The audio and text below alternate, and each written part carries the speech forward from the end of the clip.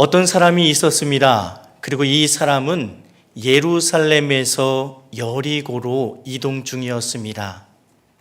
그런데 이 사람이 길을 가던 중에 강도를 만나게 됩니다.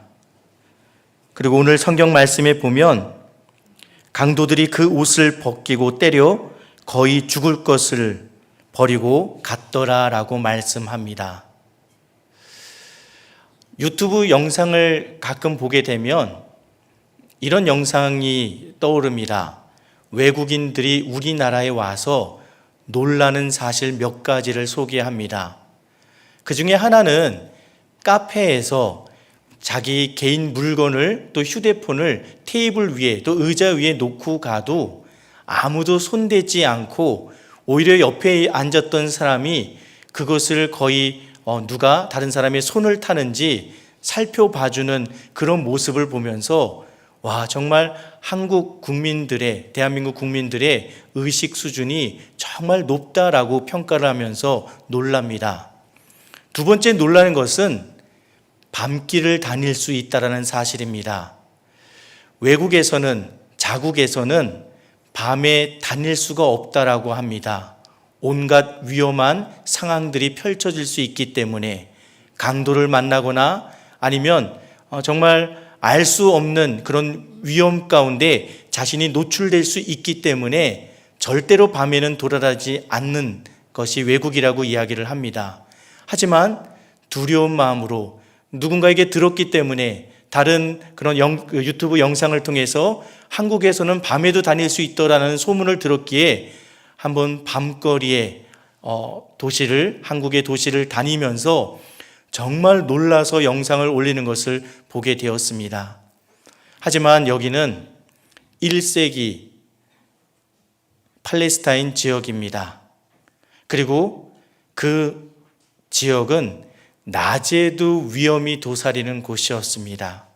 어떤 사람이 예루살렘으로에서 여리고로 걸어갈 때 그는 모두가 예측할 수 있듯이 강도를 만났고 있는 것을 다 빼앗기고 거의 죽을 정도로 될 정도로 매를 맞게 됩니다.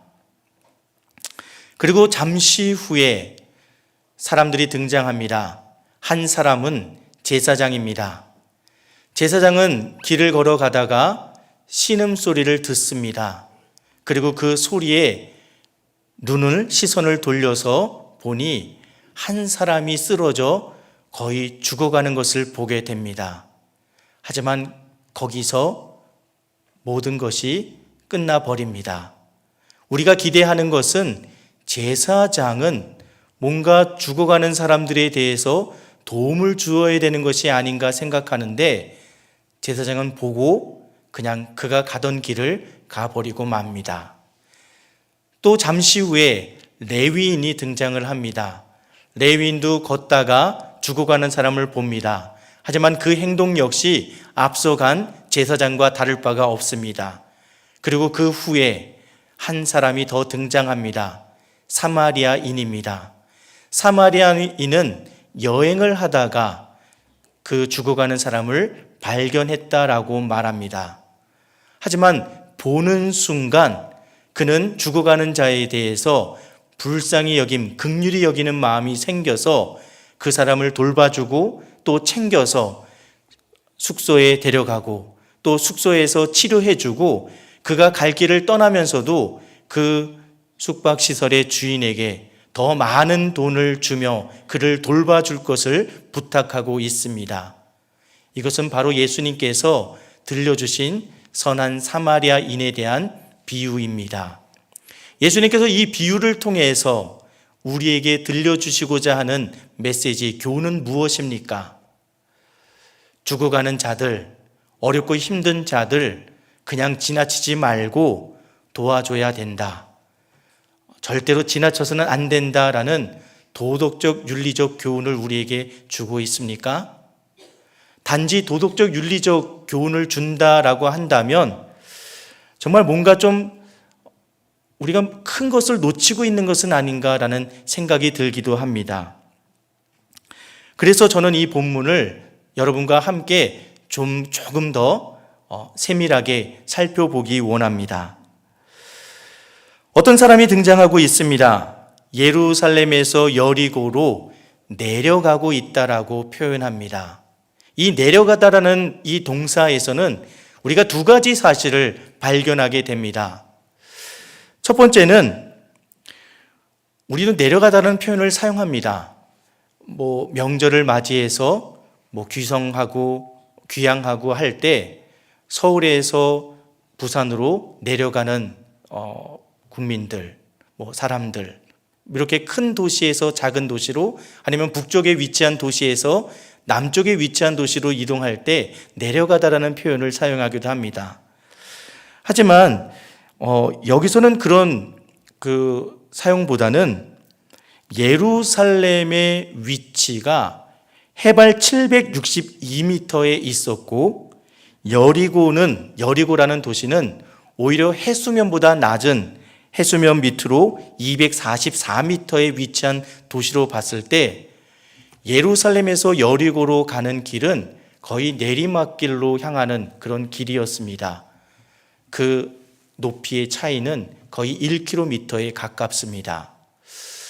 그래서 예루살렘에서 여리고로 이러한 높이 차이가 있기 때문에 내려갔다라는 표현을 쓰는 것이 맞구나라는 사실을 첫 번째 알게 됩니다. 두 번째, 내려가다라는 표현은 좀 다른 의미에서 우리가 살펴볼 필요가 있습니다.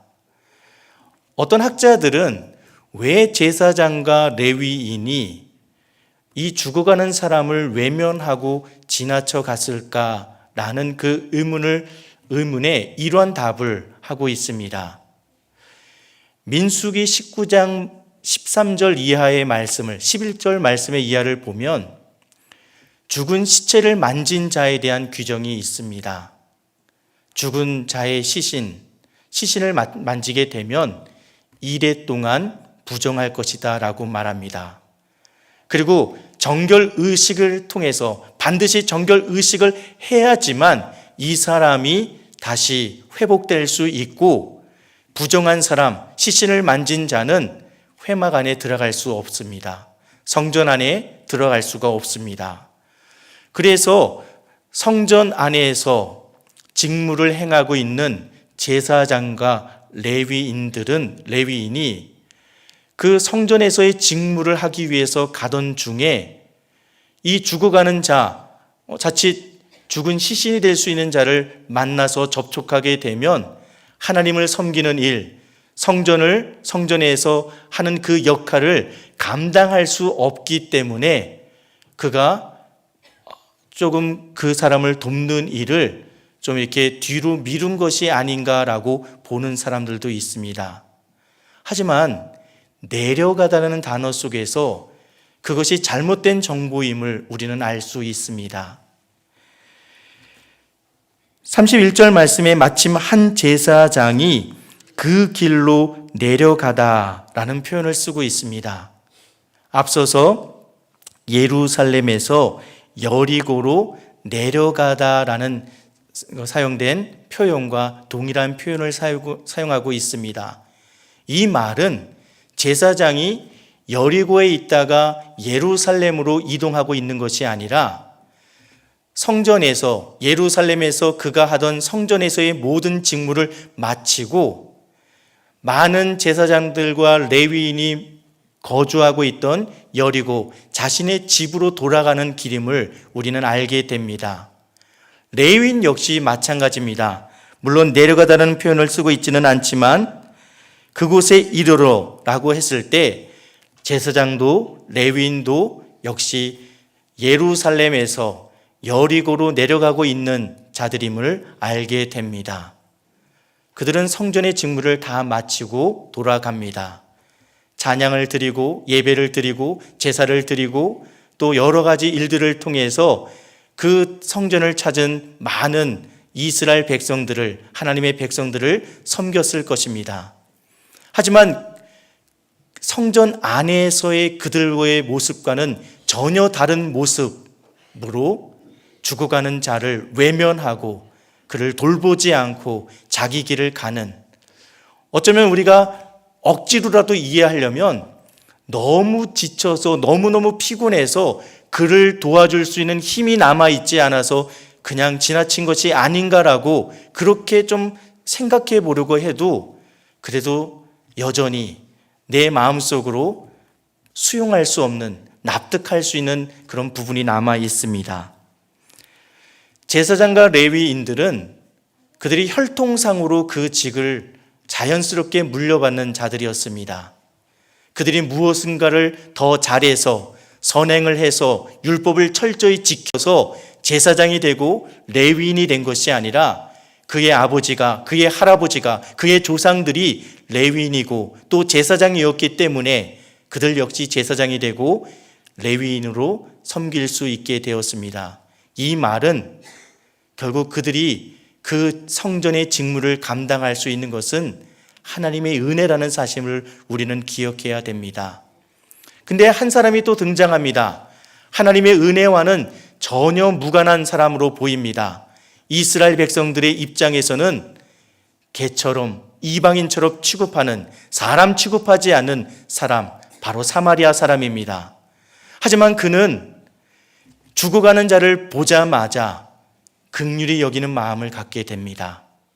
그는 성전에서 온 사람이 아니라 여행을 하고 있는 사람이었습니다.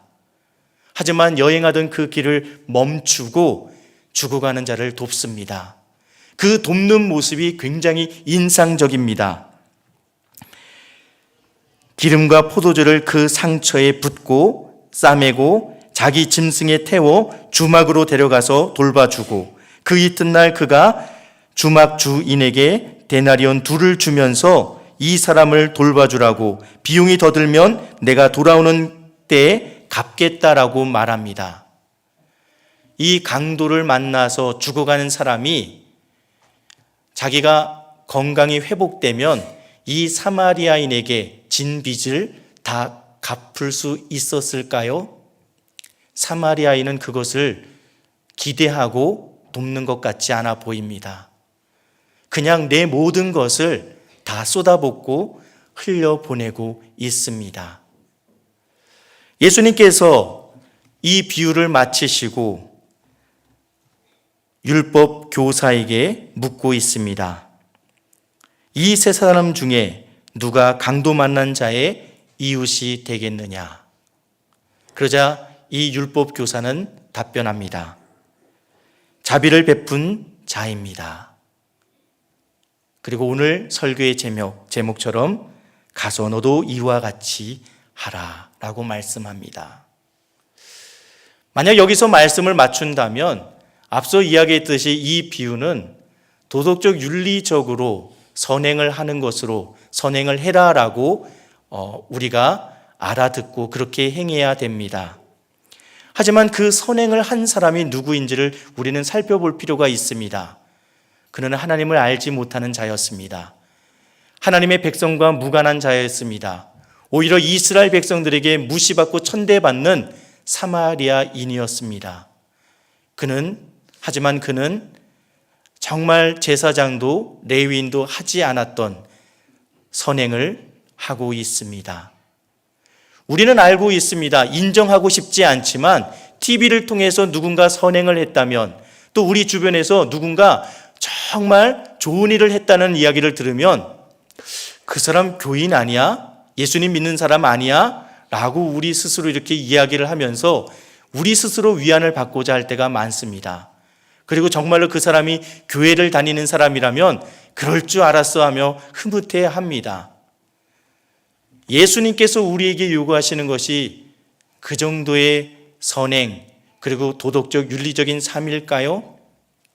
우리는 여기서 한 번 더 살펴봐야 될 것은 가서 너도 이와 같이 하라라고 예수님께서 말씀하셨을 때 어떤 상황에서 이렇게 예수님께서 말씀하셨는지에 대해서 우리는 살펴볼 필요가 있습니다.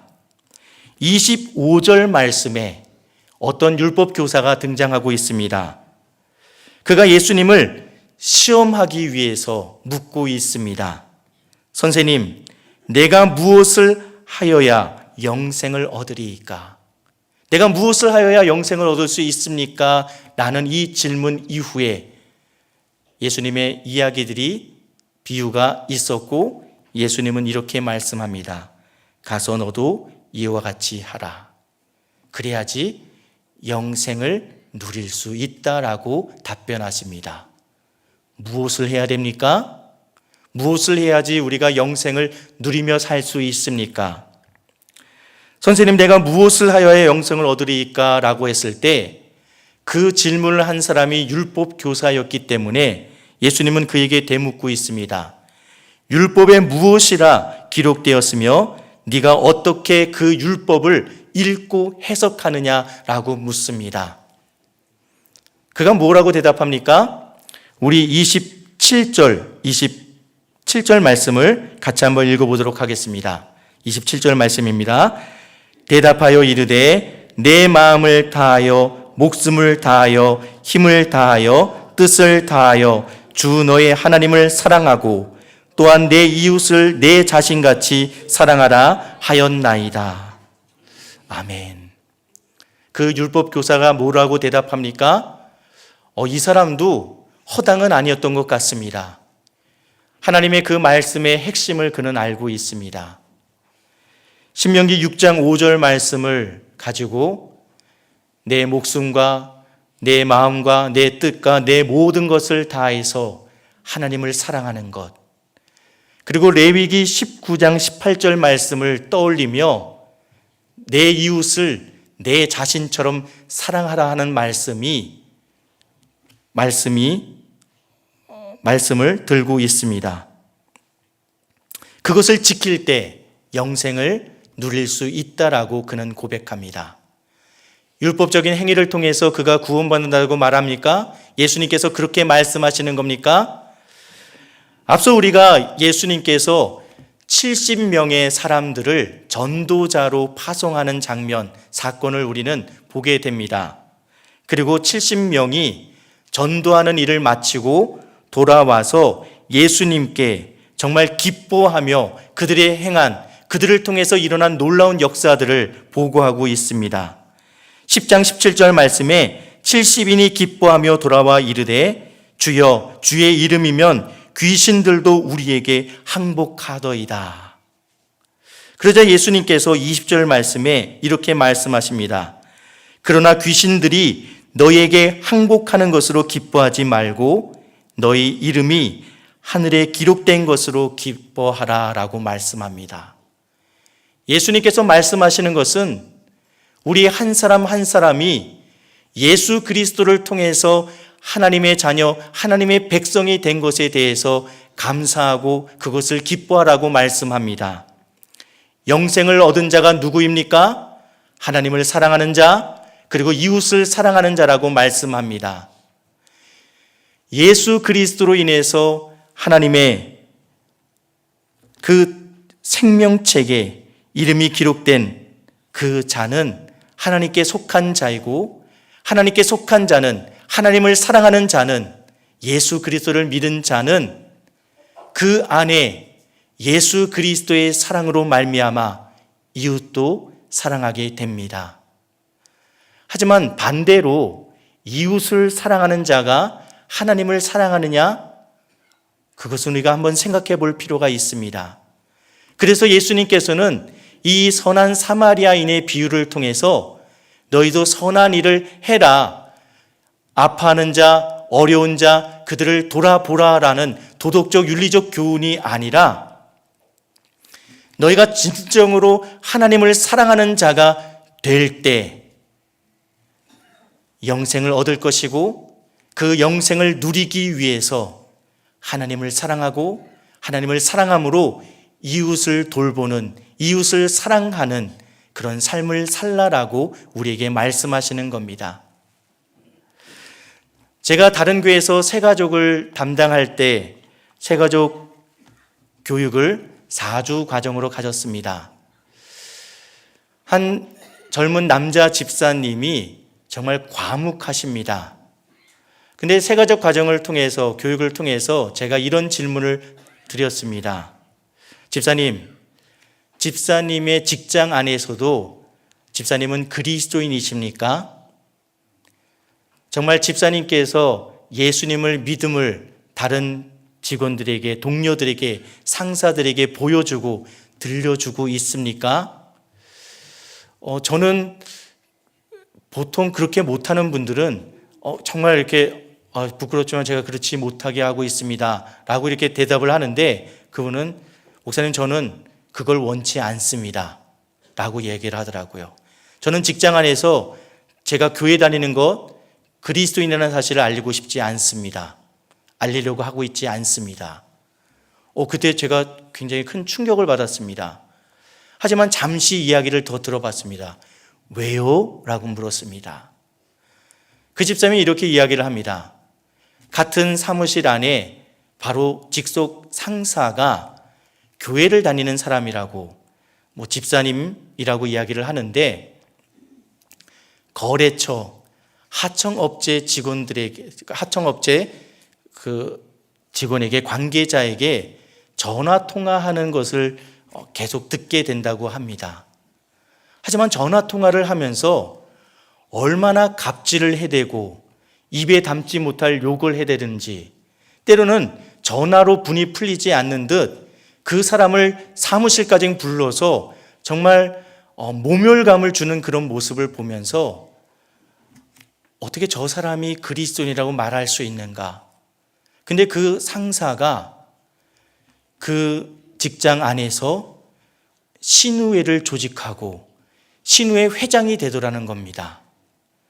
그리고 몇 년 지나고 나서 그 직장 상사가 그 회사를 나가게 되었는데, 그 나가게 된 계기가 공금을 유용했다는 이유였다고 합니다. 그러면서 목사님, 저는 제 자신이 너무너무 부족하기 때문에 혹시라도 제가 주님의 영광을 가리우게 될까봐, 나 때문에 예수님의 복음을 듣는 사람이 받아들이지 않을까봐 저는 제가 그리스도인이라는 사실을 알릴 수 없습니다 라고 이야기를 들으면서 어느 정도 수긍할 수 있었습니다. 주님은 우리에게 선행을 하라고 말씀하시지 않습니다. 하지만 우리에게 말씀하시는 것은 하나님을 사랑하고 하나님의 자녀로 그리스도인으로 살라라고 말씀합니다. 우리가 그리스도인이 되었을 때, 하나님께 속한 사람임을 알게 되었을 때, 우리는 죽기까지 사랑하신 주님의 그 사랑을 알게 됩니다.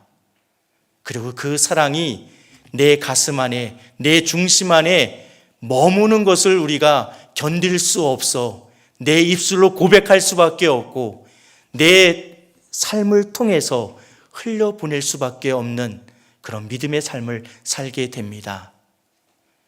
주님께서는 우리에게 말씀하십니다. 영생을 누리기 원하느냐? 그렇다면 주님의 그 사랑을 고백하며 그 주님의 사랑을 나누며 살라라고 말씀하십니다. 그렇게 우리는 누군가의 좋은 이웃이 되는 그런 삶을 살 수 있기를 주님의 이름으로 축원합니다.